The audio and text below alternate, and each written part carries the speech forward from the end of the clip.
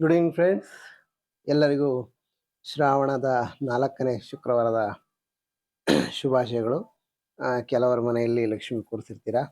ಲಕ್ಷ್ಮಿಗೆ ಒಂದು ಭಾಗ್ಯ ಬರಲಿ ಅಂತ ಕೇಳ್ಕೊಳ್ತಾ ಇರ್ತೀರ. ಸೊ ಹಾಗಾಗಿ ಈ ಒಂದು ಶುಭ ಸಂದರ್ಭದಲ್ಲಿ ನಾನು ಸಹ ಹಣಕ್ಕೆ ಸಂಬಂಧಪಟ್ಟಂಥ ವಿಶೇಷವಾದ ಯೋಗದ ಬಗ್ಗೆ ನಾನು ನಿಮಗೆ ತಿಳಿಸ್ಕೊಡ್ತಾ ಇದ್ದೀನಿ. ಸೊ ಹಾಗಾಗಿ ವಿಡಿಯೋ ಇಂಟ್ರೆಸ್ಟಿಂಗ್ ಇರುತ್ತೆ, ತುಂಬ ಮಿಸ್ ಮಾಡದೆ ಕೊನೆವರೆಗೂ ನೋಡಿ ಅಂತ ಹೇಳ್ತಾ ಈ ಒಂದು ವಿಡಿಯೋನ ಶುರು ಮಾಡೋಣ. ಬನ್ನಿ ಫ್ರೆಂಡ್ಸ್. ನೋಡಿ, ಈಗ ಸ್ಪೆಷಲಿ ಇವ್ರಿಗೆ ಭಾಗ್ಯರೇಖೆ ನೋಡಿ ಇಲ್ಲಿಂದ ಶುರುವಾಗಿದೆ. ಇಲ್ಲಿಂದ ಶುರುವಾಗಿ ಡೈರೆಕ್ಟಾಗಿ ಶನಿ ಪರ್ವತವನ್ನು ತಲುಪಿರೋದನ್ನು ಕಾಣಿಸುತ್ತೆ. ಸೊ ಇದು ತುಂಬ ಉತ್ತಮವಾದಂಥ ಚಿಹ್ನೆ ಅಂತ ಹೇಳ್ಬೋದು. ಮತ್ತು ಇದಲ್ಲದೆ ಈ ಒಂದು ನೆಕ್ಸ್ಟ್ ಇನ್ನೊಂದು ರೇಖೆ ಬುದ್ಧಿ ರೇಖೆಯ ಅಥವಾ ಮಸ್ತಿಷ್ಕ ರೇಖೆಯ ಮೇಲೇನೆ ಇನ್ನೊಂದು ಅದರ ಸಮಾಂತರವಾಗಿ ಇನ್ನೊಂದು ರೇಖೆ ತುಂಬ ಸ್ಪಷ್ಟವಾಗಿ ಹೋಗ್ತಾ ಇರೋದನ್ನು ಕಾಣಿಸುತ್ತೆ ಶನಿ ಪರ್ವತದ ಕಡೆಗೆ. ಸೊ ಇಲ್ಲಿವರೆಗೂ ಇನ್ಕಮ್ ಇರುತ್ತೆ. ಈ 35 ವರ್ಷದ ನಂತರ ಇವರ ಇನ್ಕಮ್ ಡಬಲ್ ಆಗುತ್ತೆ ಅಂತ ಹೇಳ್ಬೋದು. ಸೊ ಇದು ತುಂಬ ಒಂದು ವಿಶೇಷವಾದಂತಹ ಚಿಹ್ನೆ ಆಗಿರುತ್ತೆ. ಯಾರಿಗೆ ಭಾಗ್ಯ ರೇಖೆ ಇರುತ್ತೆ, ಭಾಗ್ಯ ರೇಖೆಯ ಪಕ್ಕದಲ್ಲೇ ಇನ್ನೊಂದು ಅತಿ ಸ್ಪಷ್ಟವಾದಂತಹ ಒಂದು ಸಪೋರ್ಟಿಂಗ್ ಲೈನ್ ಇರುತ್ತೆ, ಅವರ ಲೈಫಲ್ಲಿ ಹಣಕ್ಕೆ ಯಾವುದೇ ಕೊರತೆ ಇರೋದಿಲ್ಲ ಅಂತ ತುಂಬ ಸ್ಪಷ್ಟವಾಗಿ ಹೇಳ್ಬೋದು. ಸೊ ಸ್ಪಷ್ಟವಾಗಿ ಹೇಳೋದಲ್ಲದೆ ನೋಡಿ, ಇಲ್ಲಿ ಯಾರಿಗೆ ಈ ಒಂದು ಜೀವನ ರೇಖೆ ಅಥವಾ ಮಂಗಳ ಪರ್ವದಿಂದ ಒಂದು ರೇಖೆ ಶನಿ ಪರ್ವತದ ಕಡೆ ಹೋಗ್ತಾ ಇರೋದನ್ನು ಕಾಣಿಸುತ್ತೆ. ಸೊ ಹೀಗಿರೋರು ಇವರು ಮಿಲಿಟ್ರಿ ಅಥವಾ ತುಂಬ ಪೊಲೀಸ್ ಸೇವೆ ಅಥವಾ ಯಾವುದಾದ್ರೂ ತುಂಬ ವೀರಾವೇಶದಿಂದ ತುಂಬ ಪೌರುಷದಿಂದ ಮಾಡುವಂಥ ಕೆಲಸದಿಂದ ಹಣವನ್ನು ಗಳಿಸ್ತಾರೆ. ಇದರಲ್ಲಿ ಯಾವುದೇ ಸಂದೇಹ ಇಲ್ಲ ಅಂತ ಹೇಳ್ಬೋದು. ಅಥವಾ ಭೂಮಿಯಿಂದ ಆದಾಯವನ್ನು ಗಳಿಸ್ಬೋದು. ರಿಯಲ್ ಎಸ್ಟೇಟ್ ಮಾಡಿ ಆದಾಯವನ್ನು ಗಳಿಸ್ಬೋದು. ಅಥವಾ ಮನೆಗಳನ್ನು ಕಟ್ಟಿ ಅದನ್ನು ಇದ್ರ ಮೂಲಕ ಒಂದು ಬಿಸ್ನೆಸ್ ಮಾಡ್ಬೋದು. ಹಾಗಾಗಿ ಈ ಒಂದು ಎಲ್ಲ ವಿಚಾರದಲ್ಲಿ ಇವರಿಗೆ ಅತ್ಯುತ್ತಮವಾದಂಥ ಒಂದು ಯೋಗ ಇದೆ ಅಂತ ಹೇಳ್ಬೋದು. ಅತ್ಯಂತ ಮುಖ್ಯವಾಗಿ ನೋಡಿ, ಇವರು ಈ ಹೆಡ್ಲೈನ್ ಏನಿದೆ ಅದು ಸ್ಟ್ರೈಟ್ ಅವೇ ಚಂದ್ರ ಪರ್ವತದ ಕಡೆ ಬಂದಿರೋಂಥ ಕಾಣಿಸುತ್ತೆ. ಈ ಥರ ಇರುವಂಥವ್ರು ತುಂಬ ಒಂದು ಏನಾಗಿರ್ತಾರೆ ಅಂದರೆ ತುಂಬ ಎಮೋಷನಲ್ ಆಗಿರ್ತಾರೆ. ಅಂದರೆ ಯಾವುದೇ ಒಂದು ವಸ್ತು, ಯಾವುದೇ ಒಂದು ವಿಚಾರವನ್ನು ಹಿಡಿದಾಗ ಅದನ್ನು ಕೊನೆವರೆಗೂ ಅದನ್ನು ಮಾಡೋವರೆಗೂ ಇವರ ಮನಸ್ಸು ನೆಮ್ಮದಿ ಆಗೋದಿಲ್ಲ. ಅಂದರೆ ಯಾವುದಾದ್ರೂ ಒಂದು ಎಮೋಷನಲಿ ಅಡಿಕ್ಟ್ ಆದರು ಅಂದರೆ, ಇದನ್ನು ಮಾಡಬೇಕು ಅಂದ್ಕೊಂಡ್ರು ಅಂದರೆ ಪ್ರಪಂಚ ಪ್ರಳಯ ಆದ್ರೂ ಆ ಒಂದು ಕೆಲಸವನ್ನು ಮಾಡೇ ತೀರ್ತಾರೆ ಅಂತ ಹೇಳ್ಬೋದು. ಇಂಥವರು ಕೆಲವು ಬಾರಿ ಆಸೆ ಈಡೇರದೇ ಇದ್ದಾಗ ಅಥವಾ ತಾವು ಅಂದ್ಕೊಂಡಿದ್ದು ಆಗದೇ ಇದ್ದಾಗ ಸ್ವಲ್ಪ ವಿಪರೀತವಾಗಿ ವರ್ತಿಸೋದನ್ನು ಕಾಣ್ತೀವಿ. ಅಂದರೆ ವಿಪರೀತವಾಗಿ ಅಂದರೆ ತುಂಬ ಕಿರ್ಚಾಡೋದು, ತುಂಬ ರೇಗಾಡೋದು, ಇವುಗಳನ್ನು ಮಾಡುವಂಥ ಸಾಧ್ಯತೆಗಳು ಇರುತ್ತೆ. ಸೊ ಹಾಗಾಗಿ ಈ ಥರ ಚಂದ್ರ ಪರ್ವತದ ಕಡೆ ಮಸ್ತಿಷ್ಕ ರೇಖೆ ಇರೋರು ತಮ್ಮ ಕೋಪವನ್ನು, ತಮ್ಮ ಹತಾಶೆಯನ್ನು, ಕೆಲವು ಟೈಮ್ ತಮ್ಮ ನಿರಾಶೆಯನ್ನು ತುಂಬ ಒಂದು ಹಿಡಿದಿಟ್ಕೊಳ್ಳೋಕೆ ಇವ್ರಿಗೆ ಆಗೋದಿಲ್ಲ ಅಂತ ಹೇಳ್ಬೋದು. ಮತ್ತು ನೋಡಿ, ಹೃದಯ ರೇಖೆ ಸ್ಟ್ರೈಟ್ ಅವೇ ಬಂದು ಶನಿ ಪರ್ವತದ ಕೆಳಗೆ ಇರೋದನ್ನು ಕಾಣಿಸುತ್ತೆ. ಅದು ನೋಡಿ, ಇನ್ನೊಂದ್ಸರಿ ಬರೀತೀನಿ ನನಗೆ ಹೀಗೆ. ಗುರು ಪರ್ವತದ ಕಡೆ ಒಂದು ಚೂರು ಇದೆ, ಇಲ್ಲಿಂದ ಒಂದು ಶನಿ ಪರ್ವತದ ಕಡೆನೇ ಜಾಸ್ತಿ ಇರೋದನ್ನು ಕಾಣಿಸುತ್ತೆ.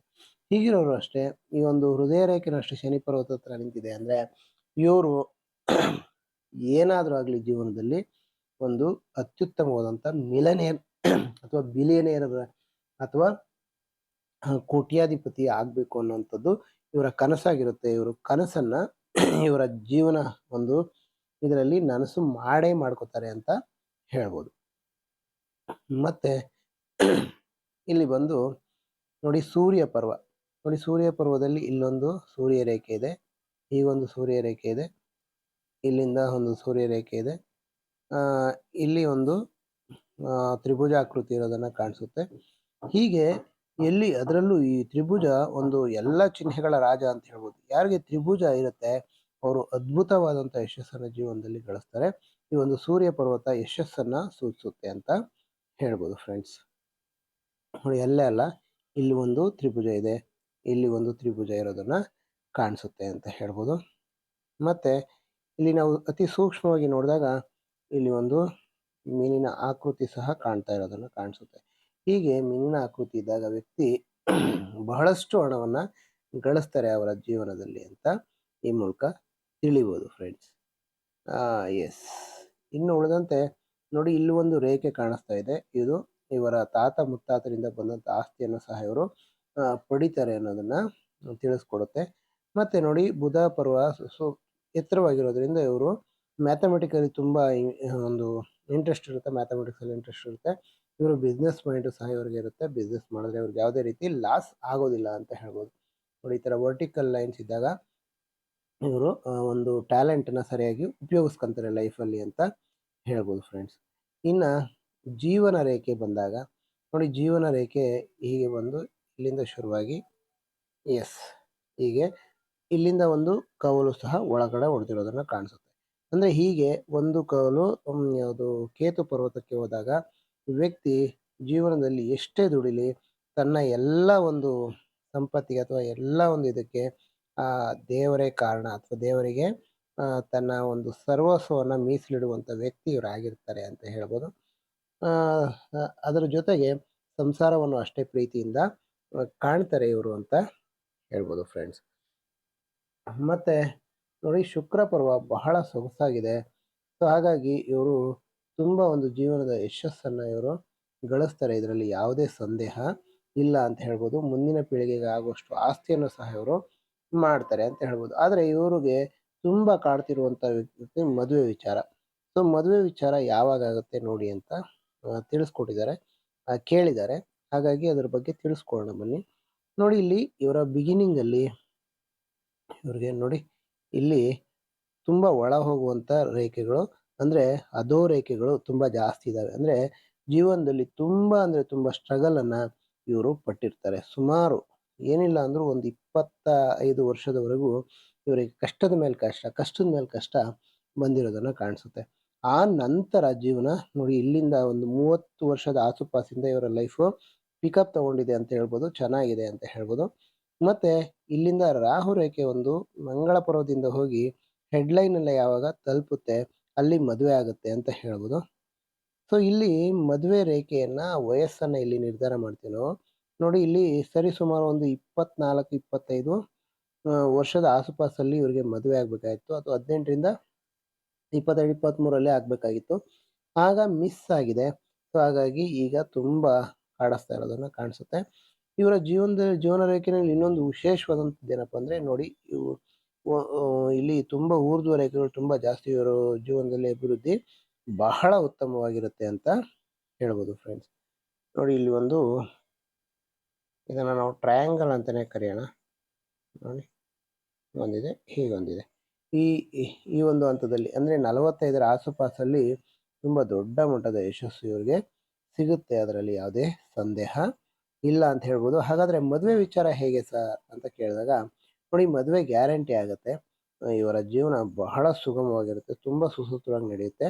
ಆದರೆ ಮದುವೆ ಆಗುವಂಥ ಏಜ್ ಬಗ್ಗೆ ಸ್ವಲ್ಪ ಗೊಂದಲ ಇರೋದನ್ನು ಕಾಣಿಸುತ್ತೆ. ಗೊಂದಲ ಹಾಗಾದರೆ ಹೇಗೆ, ಅದಕ್ಕೆ ಪರಿಹಾರವನ್ನು ಹೇಗೆ, ಯಾವಾಗ ಆ್ಯಕ್ಯುರೇಟಾಗಿ ಯಾವಾಗ ಮದುವೆ ಆಗುತ್ತೆ ಅನ್ನೋವಂಥ ವಿಚಾರವನ್ನು ಕೆಲವು ಸಂದರ್ಭದಲ್ಲಿ ತಮ್ಮ ಒಂದು ಬರ್ತ್ ಚಾರ್ಟ್ ಅಂದರೆ ಜಾತಕವನ್ನು ಇಟ್ಕೊಂಡು ಗುರುತಿಡಬೇಕಾಗಿ ಬರುತ್ತೆ.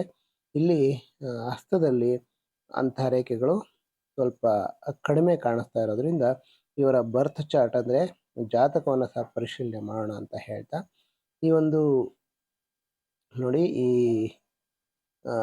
ಈ ಒಂದು ರೇಖೆ ನೋಡಿ, ಅಂದರೆ ಇದನ್ನು ನಾವೇನಂತ ಕರಿತೀವಿ ಅಂದರೆ ದೇವದೂತ ರೇಖೆ ಅಂತ ಕರಿತೀವಿ. ಎರಡೆರಡು ದೇವದೂತ ರೇಖೆ ಇರೋದ್ರಿಂದ ಇಲ್ಲಿ ಇವರಿಗೆ ಸಪೋರ್ಟು ತುಂಬ ಚೆನ್ನಾಗಿ ಸಿಗುತ್ತೆ ಇವರ ಲೈಫಲ್ಲಿ ಅಂತ ಹೇಳ್ಬೋದು. ಇನ್ನು ಹೆಬ್ಬೆರಳಿಗೆ ಬಂದಂದರೆ ನೋಡಿ, ಇವರು ಫಸ್ಟ್ ಪ್ಯಾಲೇಜು ತುಂಬ ಸೊಗಸಾಗಿದೆ, ಎರಡನೇ ಪ್ಯಾಲೇಜ್ ಚೆನ್ನಾಗಿದೆ, ಉತ್ತಮ ಆತ್ಮವಿಶ್ವಾಸ ಮತ್ತು ತಾರ್ಕಿಕ ಸಾಮರ್ಥ್ಯ ಸಹ ಇದೆ. ಜೀವನದಲ್ಲಿ ದೊಡ್ಡ ಅಂತ ಯಶಸ್ಸನ್ನು ಗಳಿಸುವಷ್ಟು ಸಾಮರ್ಥ್ಯ ಇವರಿಗಿದೆ ಅಂತ ಹೇಳ್ಬೋದು. ಇನ್ನು ಕಿರುಬೆರಳು ಸ್ವಲ್ಪ ಶಾರ್ಟ್ ಇದೆ, ಸ್ವಲ್ಪ ಸಂಕೋಚ ಮನೋಭಾವ ಇರುವಂಥ ವ್ಯಕ್ತಿಯಾಗಿರ್ತಾರೆ. ಮತ್ತು ಗುರು ಮತ್ತು ಸೂರ್ಯ ಬೆರಳು ಆಲ್ಮೋಸ್ಟ್ ಸಮನಾಗಿದೆ.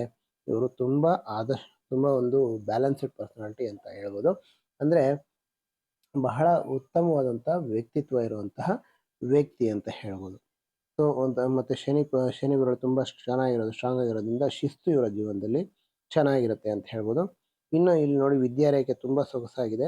ಅಂದರೆ ಇದು ಒಂದು ಶಾಲಾ ಶಿಕ್ಷಣ ಆಗಿರ್ಬೋದು ಅಥವಾ ಜೀವನದಲ್ಲಿ ಕಂಡುಬರುವಂಥ ಶಿಕ್ಷಣ ಆಗಿರ್ಬೋದು, ಇದರಿಂದ ಭಾಳಷ್ಟು ಕಲ್ತಿದ್ದಾರೆ ಇವರು ಅಂತ ಹೇಳ್ತಾ ಈ ಒಂದು ವಿಡಿಯೋವನ್ನು ಆಲ್ಮೋಸ್ಟ್ ಎಲ್ಲ ವಿಚಾರವನ್ನು ನಾನು ತಿಳಿಸ್ಕೊಟ್ಟಿದ್ದೀನಿ. ಇನ್ನೂ ಹೆಚ್ಚಿನ ವಿವರಗಳು ಬೇಕಾದರೆ ನನ್ನ ನಂಬರ್ಗೆ ವಾಟ್ಸಪ್ ಮಾಡಿ ಅಂತ ಹೇಳ್ತಾ ಈ ಒಂದು ವಿಡಿಯೋನ ಮುಗಿಸ್ತಾ ಇದ್ದೀನಿ ಫ್ರೆಂಡ್ಸ್. ಇನ್ನೊಂದು ಕೊನೆಯದಾಗಿ ಒಂದೇ ಒಂದು ಹೇಳಬೇಕೇನಪ್ಪ ಅಂದರೆ, ನೋಡಿ ಇಲ್ಲಿ ಒಂದು ರೆಕ್ಟ್ಯಾಂಗಲ್ ಸಿಂಬಲ್ ಇರೋದನ್ನು ಕಾಣಿಸುತ್ತೆ ನೋಡಿ ಇಲ್ಲಿ, ಅಂದರೆ ಚತುರ್ಭುಜ ಇಲ್ಲಿ ಇರೋದನ್ನು ಕಾಣ್ತೀವಿ. ಈ ಥರ ಇದ್ದಾಗ ವ್ಯಕ್ತಿ 45ರಿಂದ ಒಂದು 60ರ ಆಸುಪಾಸಲ್ಲಿ ಒಂದು ದೊಡ್ಡ ಮಟ್ಟದ ಆಸ್ತಿಯನ್ನು ಖರೀದಿಸ್ತಾರೆ. ಜೀವನದಲ್ಲಿ ತುಂಬ ಅದ್ಭುತವಾದಂಥ ಜೀವನವನ್ನು ನಡೆಸುವಂಥ ಯೋಗ ಇವರಿಗೆ ಇದೆ ಅಂತ ಹೇಳ್ಬೋದು ಫ್ರೆಂಡ್ಸ್. ಎಸ್, ಆಲ್ಮೋಸ್ಟ್ ಎಲ್ಲ ವಿಚಾರವನ್ನು ತಿಳಿಸಿದ್ದೀನಿ. ಇಲ್ಲಿ ನೋಡಿ, ಇಲ್ಲೊಂದು ಮನಿ ಟ್ರಯಾಂಗಲ್ ಸಹ ತುಂಬ ಚೆನ್ನಾಗಿ ಮೂಡಿ ಬಂದಿದೆ. ಹಾಗೆ ಈಗ ಹಣವನ್ನು ಸಹ ಉಳಿಸುವಂಥ ವ್ಯಕ್ತಿತ್ವದಾಗಿರುತ್ತೆ ಅಂತ ಹೇಳ್ತಾ ಈ ಒಂದು ವಿಡಿಯೋನ ಮುಗಿಸ್ತಾ ಇದ್ದೀನಿ ಫ್ರೆಂಡ್ಸ್. ವಿಡಿಯೋ ನಿಮ್ಮೆಲ್ಲರಿಗೂ ಇಷ್ಟ ಆಗಿರುತ್ತೆ ಅಂತ ಭಾವಿಸ್ತೀನಿ. ಇಷ್ಟ ಆಗಿರೋ ದಯವಿಟ್ಟು ಲೈಕ್ ಮಾಡಿ, ಕಮೆಂಟ್ ಮಾಡಿ ಹಾಗೂ ಶೇರ್ ಮಾಡಿ. ವಿಡಿಯೋವನ್ನು ಕೊನೆವರೆಗೂ ನೋಡೋದಕ್ಕಾಗಿ ಧನ್ಯವಾದಗಳು. Thank you very much. Have a nice day.